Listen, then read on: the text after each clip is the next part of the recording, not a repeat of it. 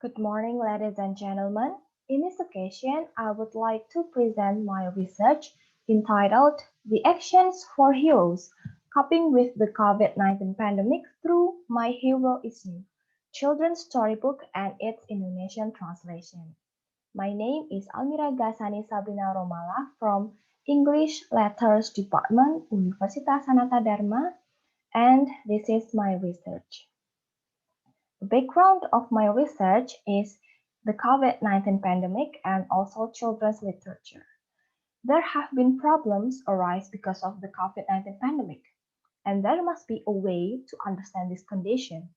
Thus, children and parents will not lose their patience and keep their high spirits coping with the COVID-19 pandemic. One way to cope with this condition and better understand this pandemic is by children's literature and translation. It is also used in My Hero Is You, a children's storybook that has been translated into Indonesian. It is written and illustrated by Helen Patek, and it aims to help children understand and come to terms with the COVID-19 pandemic. And it has been issued on 9 April 2020. And the Indonesian translation is Kamu Pahlawanku, and in every source language and target language, we must have the same message from both the authors in both books.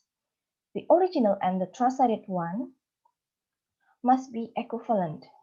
Therefore, in the Indonesian version of this book must be equivalent to the original one, the English version.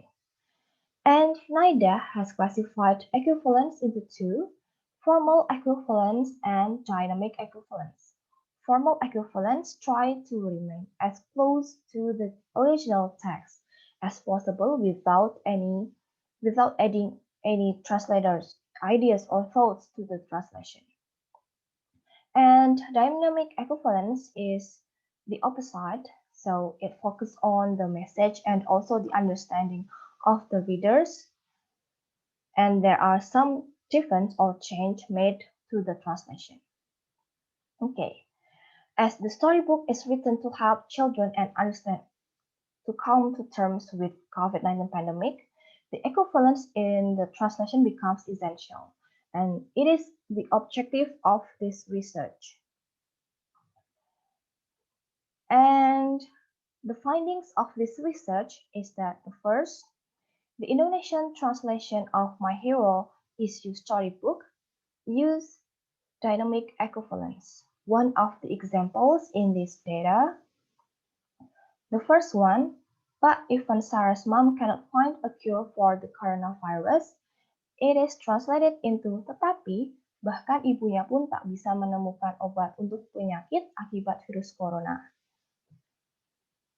The story in My Hero Is You starts with Sarah and her mother, a scientist, discuss this coronavirus and its danger, as there is no cure for the disease yet.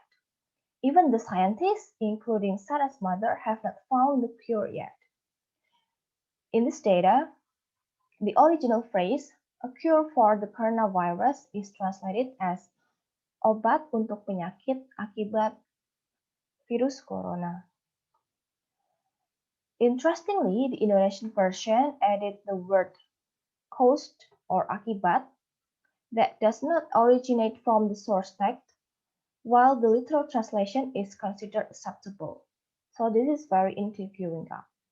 Therefore, it is concluded that the story emphasizes that the coronavirus causes the dangerous disease, and the cure for this has not been found yet. Thus, it will raise the initial awareness of the children and also the other readers to pay attention to the danger of the virus.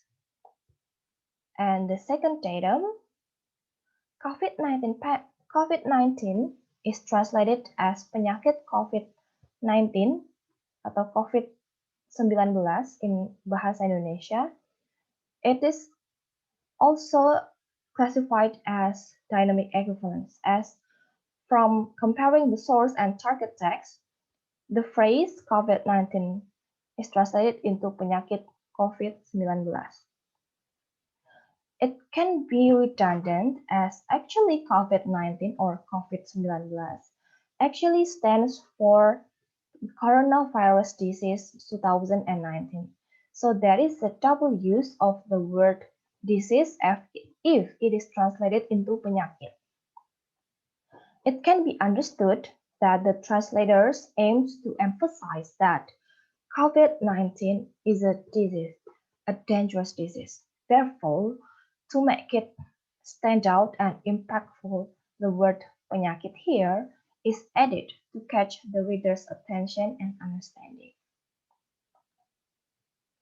And the next data, the third one is in but it spreads in the coughs and sneezes of people who are sick and when they touch people or things around them.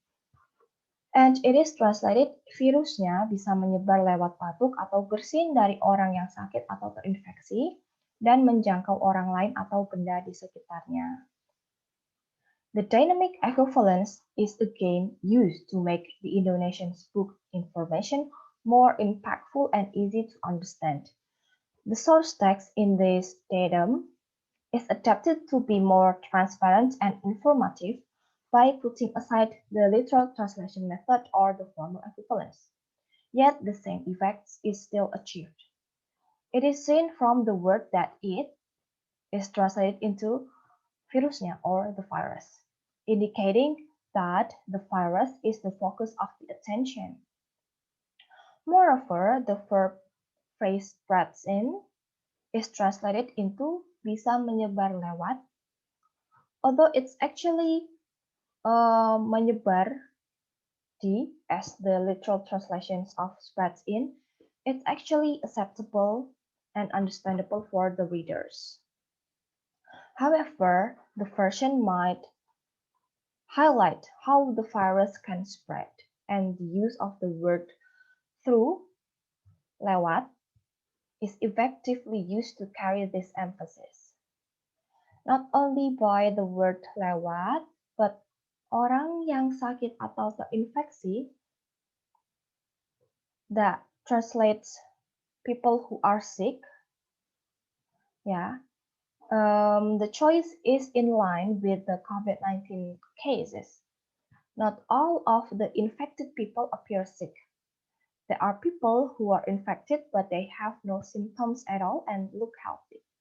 Thus, it gives more understanding to the readers that the virus can spread not only by sick people, but also by everyone, like by asymptomatic people that are actually infected but they still look fine. This information will make the readers more cautious and careful when they are close to other people, not only for the sick people. And the dynamic equivalence also allows the translation in Bahasa Indonesia to be more uncomplicated and easy to understand without redundancy that might happen when the formal one is applied. The flexibility is shown in the clause when they touch people or things around them that is translated into menjangkau orang lain dan benda di sekitarnya. The information and the understanding are still clearly delivered. The message is still understood that the virus can reach other people without physical contact or touch. The droplet sizing of coughs and sneezes that contain the virus can get other people or things around them if the COVID-19 infected people do not wear the proper mask. This translation also prevents the over fear of children interacting with others and touching them, as social life is also vital to cope with the COVID-19 pandemic. Socializing with others is still an essential process in children's development. Thus, they can still associate with the proper understanding while following the health protocols to prevent the coronavirus spread and the COVID-19. And let's continue with the next datum.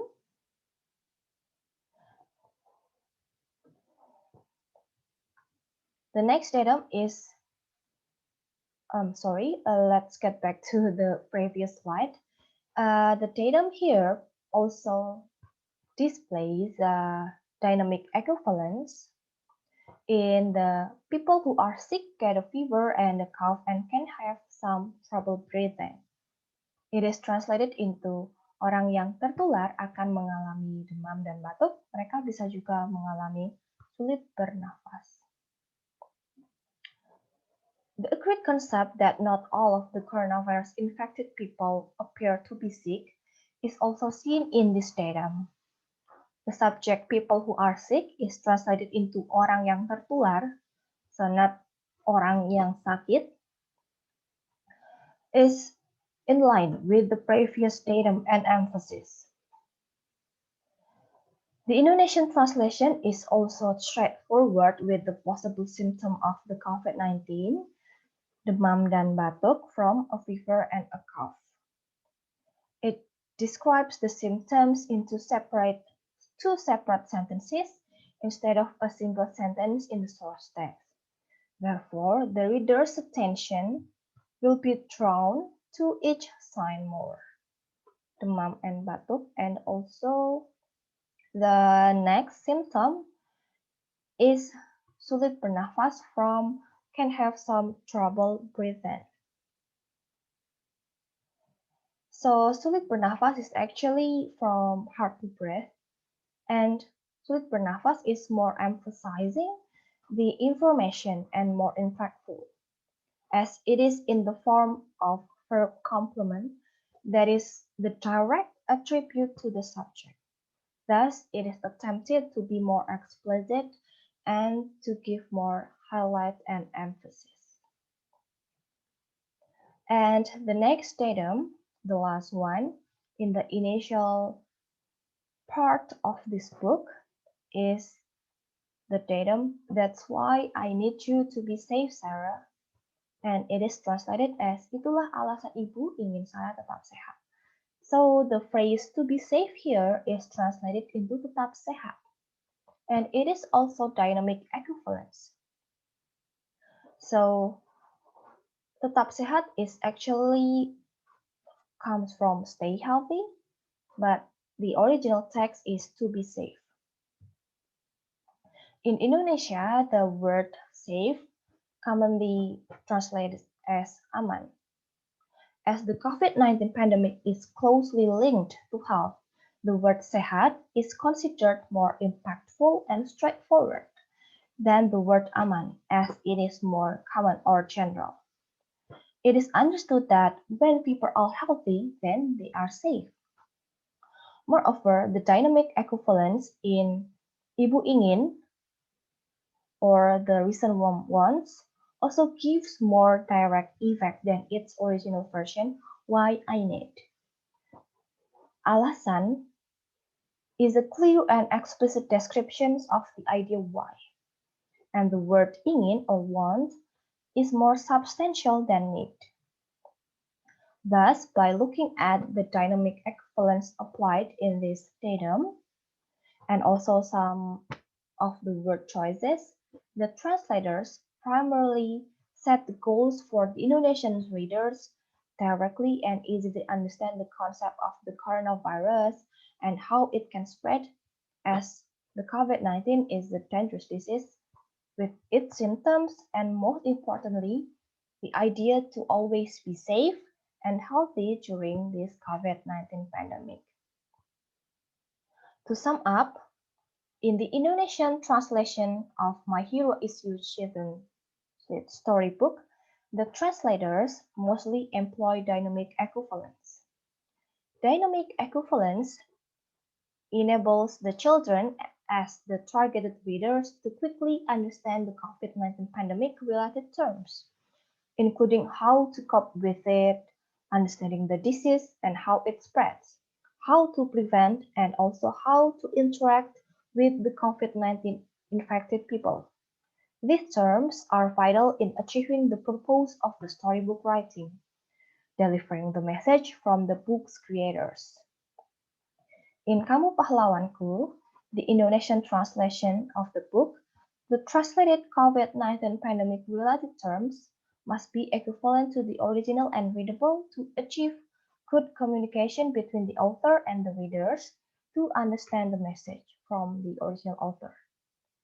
Therefore, the dynamic equivalence applied is considered suitable to reach this goal.